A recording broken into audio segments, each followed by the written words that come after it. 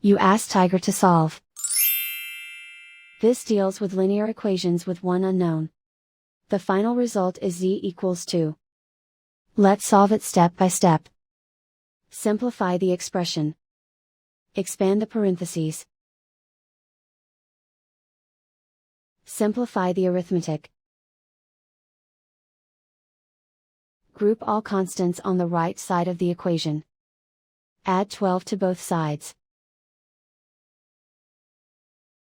Simplify the arithmetic.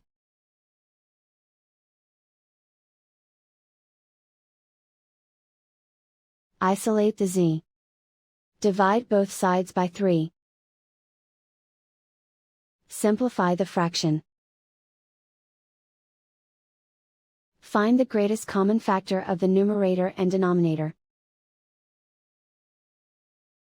Factor out and cancel the greatest common factor.